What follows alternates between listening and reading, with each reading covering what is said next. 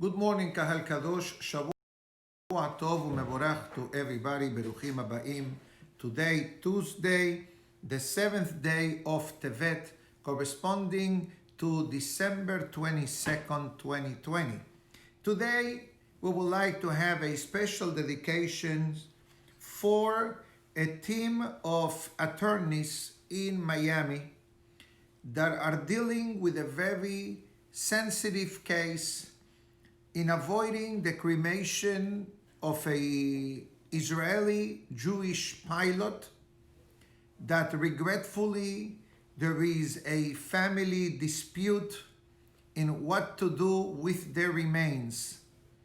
I know that this sounds strange, we can even call it crazy and absurd, but regretfully this is what's going on in our judicial court system today in South Florida. The case started yesterday and is continuing today, and let's hope and pray that between today and tomorrow we'll have a good verdict, that the remains of this Jew will be able to have the proper Jewish burial, the way our religion and the way our tradition is, obviously without going into a lot of details. But basically there is a dispute between the children and the first wife and the second wife of this Israeli pilot. But bottom line is, we need to go above and beyond the normal ways to achieve that, God forbid, a Jewish body is not desecrated. And regretfully, this is not the only case of cremation that comes across in America, especially in South Florida, due to the high cost of burials and funeral homes. And that's a reason why we are working to change this from our perspective to make them more affordable and accessible to everyone. And I'm sure that no one of our community, of our surroundings, crosses their mind even to consider cremation. But regretfully, for many people, and many people that perhaps they don't know better, this may be the cheaper and most affordable way of doing it. But when a body is held by the funeral home in obviously a cooler or a freezer room for 3 months, definitely it's impossible not to feel the pain and the agony of this particular situation. So we bless the attorneys involved and the experts involved, that Hashem puts grace and good thoughts in the mind of the judges and the jury, if there is a jury, in order to finally, once and for all, give this Jew his final resting place. I cannot imagine the hardship and the pain and suffering of his children that technically and his mother in Israel, that cannot start the Shiva period since the body is not buried. That's from an emotional perspective, but from a spiritual perspective also, the neshama is going through pain and suffering, because as the Zohar Kadosh writes, that a body should be buried as soon as possible, whenever it's possible, in order to give a certain tranquility and peace of mind to the neshama that was together with this individual for many years on this planet. I'm sorry that I started the class with such an unfortunate statement, but I like to dedicate this class, Be'ezat Hashem, to hear good news between today and tomorrow. Be'ezat Hashem, wherever you are listening or watching this class, make your personal prayer. For obvious reasons, I'm not sharing the name, but just Shamayim knows. I don't believe that there are too many cases of Jewish pilots in South Florida that are lingering in a funeral home. With all that being said, I apologize, we'll have a little situation here with the system. I like to quote from the Gemara in Masechet Yevamot. Interesting enough, the Gemara talks about business when Mashiach comes, construction tips, and marriage. I prepared this class before, so when I started to read the Gemara, I said, okay, let's discuss about business. But then suddenly he's giving me construction tips. And then he's telling me tips to find a good wife. So Be'ezat Hashem, bear with me for a few minutes as we develop step by step of the Gemara today from, I apologize for that again, I got it. For the slight delay here in my end, nor in iTorah, but in my end. Beautiful, I'm back. Okay, comes the Gemara and it says, a few statements of Rabbi Eliezer in Gemara Yebamot, Daf Samech Gibel 63a, and the previous statements are all related to the concept of marriage. This is the topic of today. Masechet Yebamot is in the volume of Nashim, so to speak, everything related to wife, marriage, etc. And we're going to skip most of them. Some of them we have learned in the past because this is a continuous cycle, week after week. So therefore, let's go to the one of today. So comes Rabbi Elazar and it says, Atidim kol ba'ale umaniut sheyamdu ala karka. It says, in the future when Mashiach will come, all the various craftsmen will be relinquishing their professions, yani no more of whatever we are doing now, but we are going to settle in the land as farmers. I'm sure that we all have questions in the topic of Mashiach's arrival. What's going to be when Mashiach will come?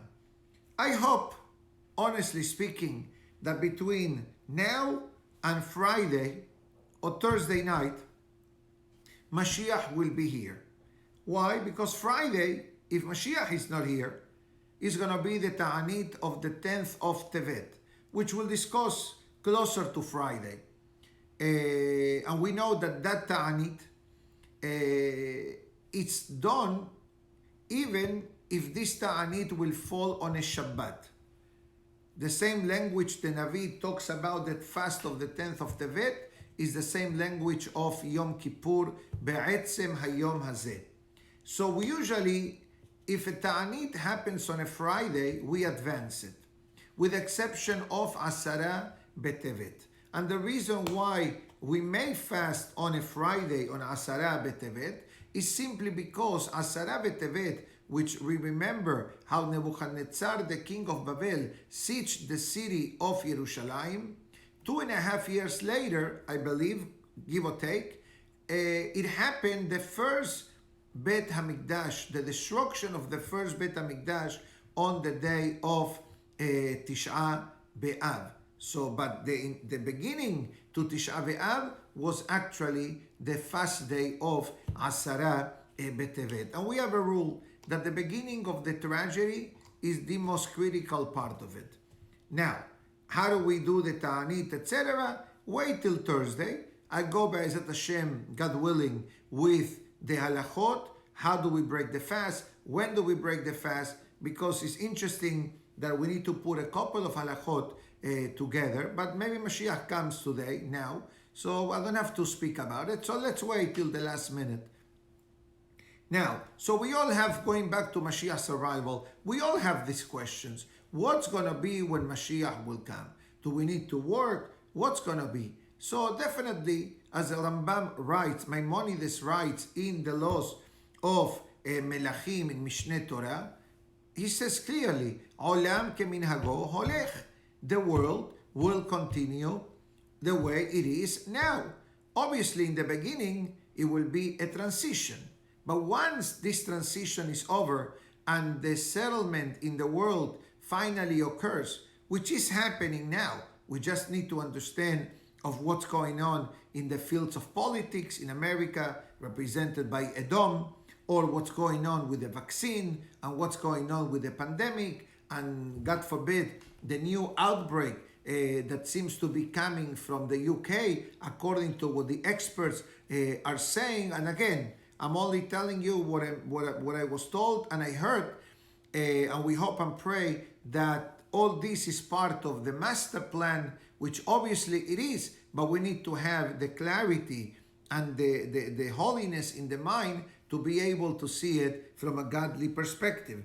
And the Pasuk writes that this will be the concept of Mashiach's arrival.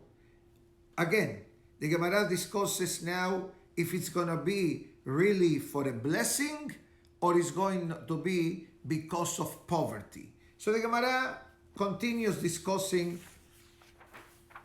different things concerning the concept of the field. So the Gemara writes now in the name of Rabbah. It says, Me'az zuzeh be'iska. If a person has 100 zuzim, which is a certain value in a business deals, kol yoma bisra behamra. He's able to enjoy wine and meat every day. Why? Means he will be able to be prosperous. Me'az zuzeh be'ar'a. But if he has 100 zuz in a land, milta b'hafura. It says it's not the same. Why? For many reasons. It says, number one, no one guarantees us that when it comes to the field, everything will be sprouting properly. It could be the concept of lack of water, lack of rain, irrigation, fertilizing the land. Umermayala tigre, and many times could be disputes between him and the neighbors. But not only that, it says, quoting the Gemara in Baba Mesi'ah, based on the Meiri, that sometimes the slow return to the benefits of agricultural, the concept of the fields, may bring situations at home of lack of parnasa, which that, God forbid, can lead into strife, into mahloket between husband and wife, and therefore the Gemara continues and it says, now we will discuss the topic of economics. Let's clarify that certain situations in the time of the Talmud are much different than the way they are today. But we need to remember that back then, the main source of livelihood of people was agriculture, was the land, was the fields, and that's why there's so many Mishnayot related to this particular topic of the land, especially when it comes to the Zera'im. Now, the Gemara says,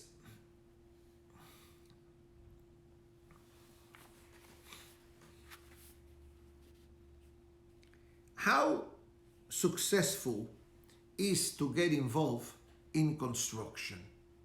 So the Gemara writes that Kol ha'osek bebinyan, anyone that engages in construction, mitmasken, becomes poor. What does it mean? The Meiri says, let's clarify. We're not talking about poverty, God forbid, that a person has not what to eat. But it says, when it comes to construction, you must plan and budget for the unknown. Now, how long was this Gemara written? Almost between 1500 to 1800 years ago. I don't believe that they had building codes like we have today. Fire department, DERM, EPA, plumbing, electricity, mechanical, engineer, handicap, ADA. These are only just a handful of departments that they need to give you an approval whenever you're going to be building, especially if you're talking about a public place like a synagogue, like a school, a store, etc. So imagine yourself how many times you have unforeseen expenses in a project. We are involved in a beautiful project in our synagogue, and we go into the details and the numbers, and we want to make sure that we cover this particular Gemara to plan for something unexpected. So this way we are able to deliver it, a beautiful product to the Kahal. And it says, Kefos zevin ar'a. It says, if you have access to money, meaning to say, let's say that there is a great deal. There is a great deal. Today, obviously, is not a big deal, But if you remember, in the early months of the pandemic, people were going crazy about disposable gloves, disposable masks, hand sanitizers. Today, Ben Porat Yosef, the market is flooded. I heard of people that have 500,000 masks, 500,000 sanitizers, thousands upon thousands upon thousands. Now they pay you to take it. But back then, if you had access to money and you were able to buy and flip it, you could have made a great income.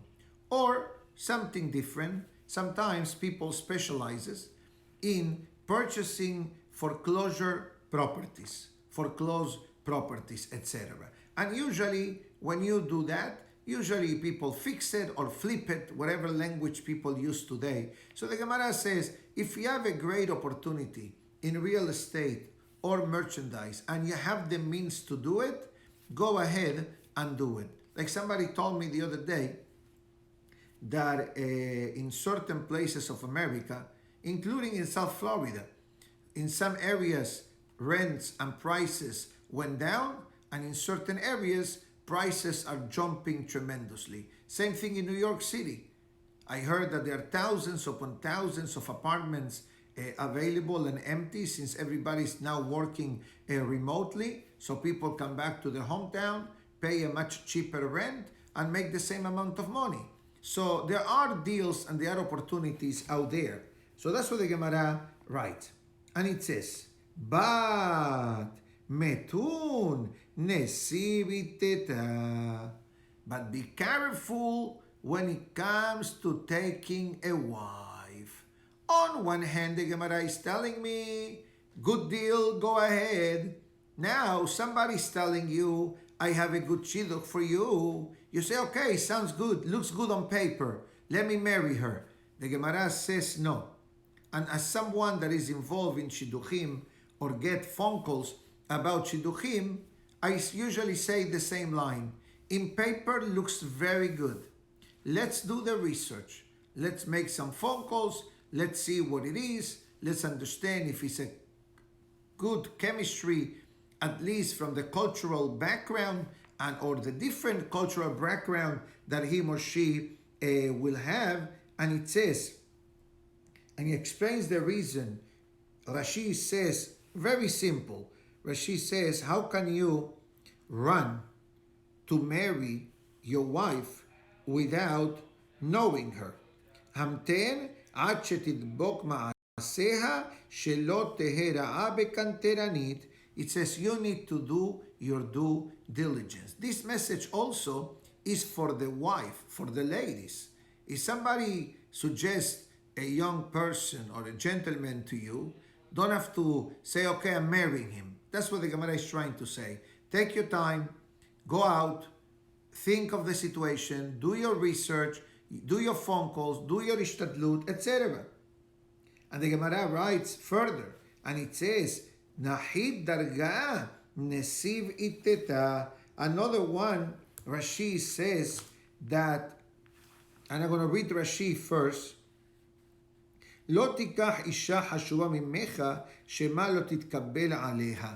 This is a very delicate topic, the way Rashi explains it. And it says that not only it needs to be a certain type of chemistry, but it also needs to be a certain similarity or very close to each other on their mindset and even on the financial status. Now, why does the Gemara needs to tell me of the financial status? If the man has more, if the husband comes from a well-to-do family and the wife comes from a simpler family, the Gemara says, perhaps perfect, not a problem. The husband's responsibility is to support his wife, so he's going to give to the wife. But what happens if the wife, and I hope that no lady takes this as an offensive statement or as an insult, but what happens if the wife comes from a well-to-do family and she marries someone of a not so well-to-do, of a day-to-day simple family living. And maybe the young lady or the lady is accustomed to a certain standard or to a certain situation of living, or a certain cars and trips and expenses, etc. And now she's going to marry someone of much less means, and that automatically is going to create, God forbid, a clash between husband and wife. And very clear Gemara. Sometimes people throw the word high maintenance. You know what that means. I don't have to explain it to you, I believe. High maintenance means that a person, like somebody told me the other day, I only fly first class. I said, okay, I'll try my best, but if you're going to tell this to somebody that is going to help you for a shidduch, I'm only flying first class, what are they telling you? That if they don't have money, you don't want to go out with? So that's a problem also. And that's what the Gemara is trying to say. It says, make sure that the basic concepts, not only on the spirituality and the kashrut of the person, etc., and the midot of the person, but you can have all of the above. But if there is this discrepancy, that the wife perhaps is here financially, and the husband could be here, that could be a problem according to the Gemara. And unfortunately, as a rabbi, I have to tell you that I've seen it. Not often, but I've seen it. I have seen it. And I'm not talking about kolel lifestyle. The people that are willing to sacrifice for Torah learning, etc. We're not talking about that at all. So don't even say, but no, by kolel, ta. All that we know. We're talking about on a regular cases. And here he gives an additional statement, and it says,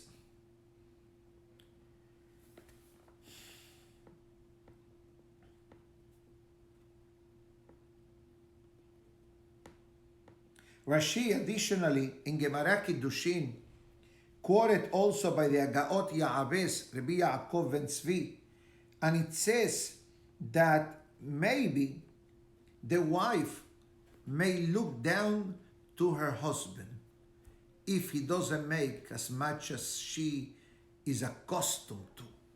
And I repeat, I hope that no one misinterpret the way I am translating the Gemara or the way Rashi explains. But let's be honest here. How important is money in a relationship? How important is money for all of us? What do you think? Because I'm the rabbi giving this class, I don't need money to live. I don't need money to support the family. I don't need money to give charity. I don't need money to buy groceries. Obviously, we are humans and we live in this world. But on the other hand, money is not the main priority in our life. And that's the reason why so much emphasis the Gemara writes, treat your wife respectfully, because in her marriage the blessing comes to your home. That's a Gemara clearly written that Be'ezat Hashem will come across in the very near future. So the Gemara goes further and it says, Sag darga behar shushbina. So it says in English, it says, when it comes to a friend, make sure to get someone that is higher than you. The friend that we are talking about here is referring to a friend that can be a confidant for you, or could be a good friend to influence your life. In other words, when it comes to marriage, make sure that husband and wife are more or less on the same way. And let's clarify. Regretfully, we have heard cases that between husband and wife, the financial discrepancy, it could be a recipe for disaster. And it could be some people in the audience feels that I'm talking to a direct case. Chas v'shalom, this is not the idea or the purpose of our class, but if somebody feels that this is affecting them, so perhaps the lesson will be reverse the fear of the Gemara, in the sense of bless your husband, encourage your husband, be thoughtful of your husband's finances, learn where to draw the line. Because if we think for a moment that this Gemara, it's only related to the relationship between husband and wife, yes, this could be the intention of the Gemara when it was given to us. But I think that the Gemara, with its godly wisdom, I think that is giving us these preventive measures for the education of our children. Because, like it or not, if the children see that husband and wife are arguing,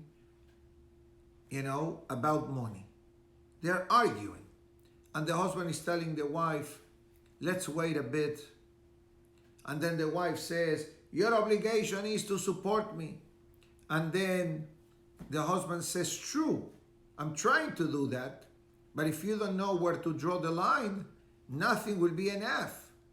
And then the wife may say, you see, my mother was right. I shouldn't rush to marry you. I don't know what did they see in you. God forbid, God forbid. I hope and pray that what I'm saying is all fictitious and the product of my imagination.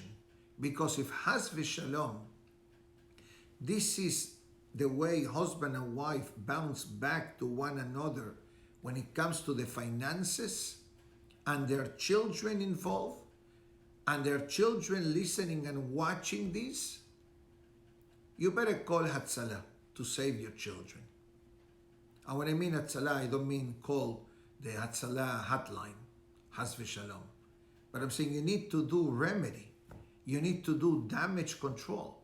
And that's why, if you look in the books of Shalom Bayit, the books of Musar, they tell us very clearly, do not discuss finances in front of your children. Do not discuss finances in front of your children. There is no mitzvah for young children to know what's going on in your financial life. Obviously, a father cannot say every other day, we can't afford it, we can't afford it, we can't afford it, we can't afford it. Because that also, Chas v'shalom, it gives like a sense of emptiness and poverty to the mind. But he says, okay, great, we'll do it at the right time. Or let me think about it. Okay, let's plan it for the future. There are many ways and strategies that you can say no indirectly and move on. But once you start saying, we can afford it, we're going to be poor, we're going to afford it, why did I marry you, my mother told me, my sister told me, the whole spiel, then becomes a recipe for disaster. And I hope and pray that what I just said is all fictitious. And everyone has a beautiful married life, and the husband are generous with their wives, and the wife are conscientious of the husband, and the children are happy with whatever the parents give them, which in our generation, in our days, is not so easy, because our children and grandchildren, obviously, are accustomed and are taking things for granted at all level. I don't have it. Call Amazon, you'll have it tomorrow. Yani, they're already telling you the advice and the tips of how to do things. And again, not because a person has money, as we learned the other day. It means that, actually, no, I said this in the Spanish class yesterday, not because the person has money, the person needs to become a pazran. Pazran means wasting money, being wasteful. It's nothing wrong to look for a better price. Actually, I can consider this to be almost a mitzvah, because you are expanding the beracha that Hashem gave you. Obviously, certain things, you got to pay the price. That's the price it is, and khalas. But in certain things, you can do shopping around, especially online, and you find the better deal, the best price. And this way you spend your money, you expand the money, and you show good budgetary mindset. Beautiful, beautiful Gemara.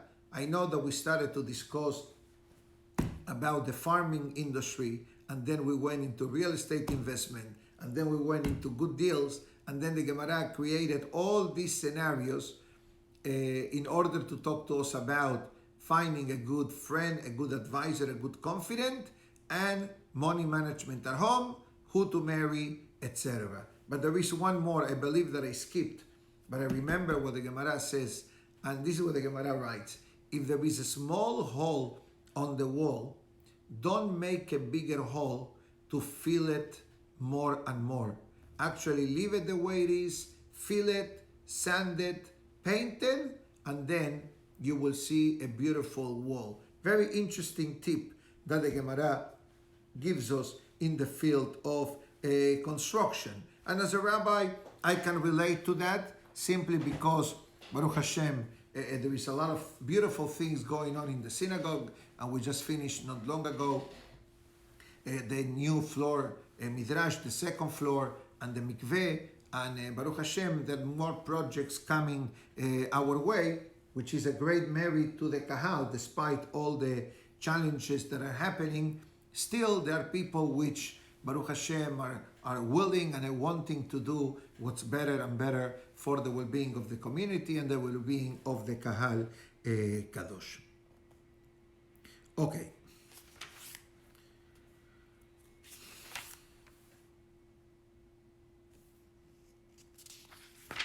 The Gemara, Mehila, the Zohar of today, talks about Pazran. Remember, I just finished the word Pazran, and we mentioned what the Orchot Tzadikim says, or the Pelei Yoel says, Lo yeh Pazran, don't be a Pazran means somebody that distributes, mefazer, okay? But there is one exception. The Pasuk says in chapter 112 of the book of Tehillim, Pizar Natan La'evionim.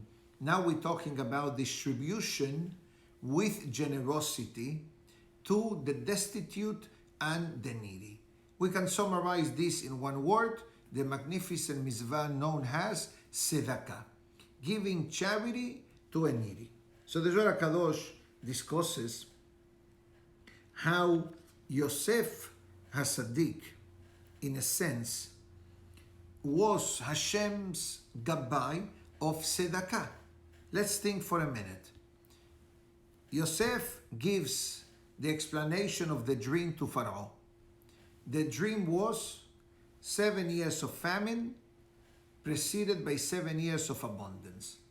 And according to what I read the other day, actually the 7 years were supposed to be many times fold based on the steps of the dreams. So if you take the steps of the dreams, the fat cows, the thin cows, the abundant flourishing of wheat bundles, and the weak shibolot arakot, etc., I think that there are 4 descriptions minimum on these pesukim, and I read this on Shabbat, that every word represented 7 years. So if you multiply the words by 7, that should give you maybe 28 minimum years, if not 49 years of famine, which we know very well that all this came to an end, to a conclusion, with the arrival of Yaakov Avinu. But Borei Olam, Hashem, appointed Yosef HaSadik to be the gabbai of Sedaka of the world. As we know, the Pasuk tells us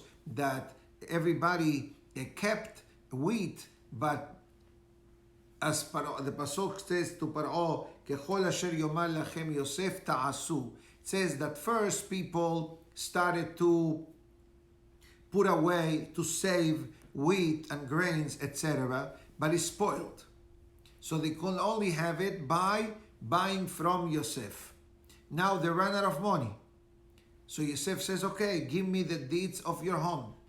So Paro became the biggest landlord of Egypt. because he owned thousands of homes that belongs to the Egyptians. But when the credit ran out, Yosef says to them, okay, you want to eat food? You have to do circumcision. You have to do Berit Milah. And they did Berit Milah. Now, why did Yosef requested for the Berit Milah to be done by the Egyptians? So Bnei Israel, once they settled in the land of Israel, Mehilah, once they settled in Egypt, at least temporarily, the mitzvah of Berit Milah will continue to be performed. And it did last for a few years, the mitzvah of Berit Milah, but regretfully, as Bnei Israel settled in the land and became to a certain way connected to the Egyptians, and especially when the slavery began, so the topic of the Berit Milah was completely put on hold, and that's a reason why the mitzvah of the Korban Pesach tells us you have to do the Berit Milah. So what was the mission of Yosef? The Zohar says to distribute, to feed the people, to make sure that people live and they don't starve, God forbid. The Zohar Kadosh writes and it says, Hashem created in the world the wealthy and the needy, and they supplement each other. Part of the reason why the wealthy is wealthy, or the one that has more than others, is for the person to be a giver. And this is something that we all want. We want to be givers. We don't want to be, God forbid, takers, Haz v'shalom, that we rely on charity. The opposite. We want to have so much beracha that we are able to give, etc.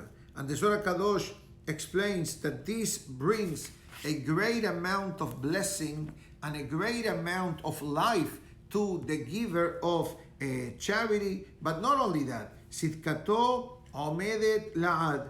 It says the righteousness and the salvation that we did or you did to help someone in need is not something that goes unnoticed in Shamayim. And that's why Rabbi Elazar says, when Hashem created the world, and it says, what is the concept of the pillar of the world? So the Zohar brings a pasuk from Bereshit that says, Benahar Yosem Eden, there was a river that comes from Eden to irrigate the garden, and there were four. Four means the concept of the tremendous amount of beracha that comes into the world, into the topic of water. That's why water is shefa.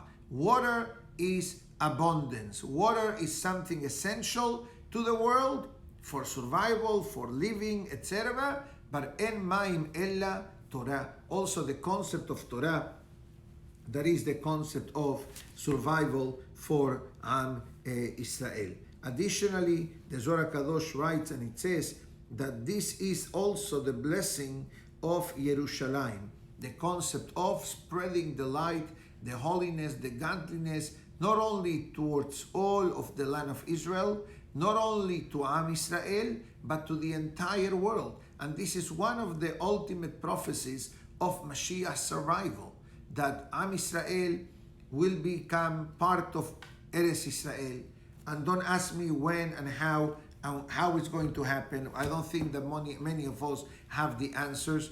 Some opinion even say that Yerushalayim will be like the land of Israel and the world will be the land of Israel. So maybe you don't need to move from wherever you are because you are going to be in Israel, wherever we live in the world. But let's leave that for Mashiach and Eliyahu Navi to deal with it at the proper time and hope that is sooner than later. But the Zohar Kadosh says something powerful, and it says there are individuals that they can become the Yosef of the Perashah. What does it mean? Like Yosef was in charge of saving people's lives and distributing food, there is something called in Torah language Gabbai Sedaka. Gabbai Sedaka doesn't mean the fellow that comes with a card to collect. No. It means somebody from the community, and usually a respected member of the community, and at times affluent member of the community, that he takes upon his shoulders to collect tzedakah and to distribute tzedakah. That's called a gabbai tzedakah. In other words, there is the giver of the charity, there is the recipient of the charity, but then there is the key person, which is called the collector of the Sedaka. And it says that person receives the power of the Shefa, the power of the abundance, by taking from some and giving to others. So he's benefiting the wealthy, because the more charity the wealthy give, the more they are able to justify that blessing. Because if a person is wealthy and doesn't give charity, doesn't help the needy, doesn't help the widow, doesn't help the synagogues, doesn't help the schools, so how do you justify the keeping of the wealth?